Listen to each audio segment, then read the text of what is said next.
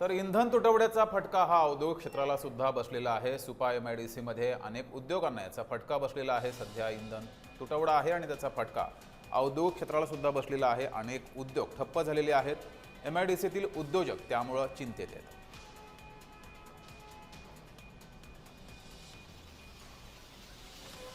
डिझेलच्या टंचाईमुळे उत्पादन प्रक्रियेवर पण परिणाम होत आहे।